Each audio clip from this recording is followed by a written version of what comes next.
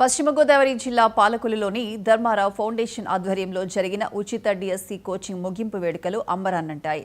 మంత్రి నిమ్మల తన తండ్రి పేరుతో ఏర్పాటు చేసిన ధర్మారావు ఫౌండేషన్ ద్వారా ఎన్నో సేవా కార్యక్రమాలు నిర్వహిస్తున్నారు.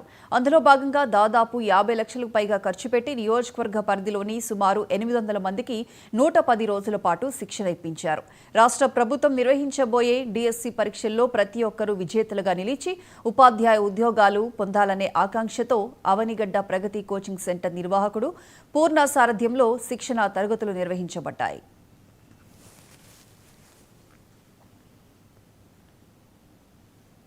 ధన్యవాదాలు తెలియజెప్పాల్సింది కూడా మన గౌరవ రాష్ట్ర ముఖ్యమంత్రి నారా చంద్రబాబు నాయుడు గారికి.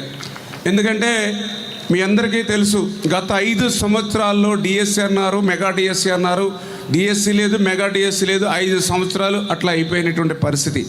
కానీ మనం ఎన్నికల్లో హామీ ఇచ్చాం, రేపు అధికారంలోకి వచ్చిన తర్వాత మొట్టమొదటి సంతకం డిఎస్సి మీద పెడతామని చెప్పారు. ఆ విధంగానే చంద్రబాబు నాయుడు గారు పెట్టినటువంటి మొట్టమొదటి 5 సంతకాల్లో డిఎస్సి ఉన్నటువంటి పరిస్థితి మీ అందరికీ తెలుసు.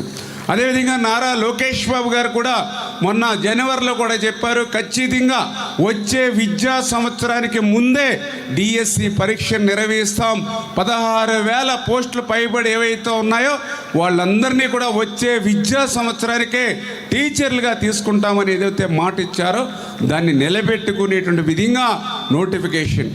ఎందుకు నేను ఈ మాట చెప్తూ ఉన్నానంటే, నాకు తెలుసుండి భారతదేశంలో 29 రాష్ట్రాలుంటే మరి ఈ యొక్క దేశంలో ఏ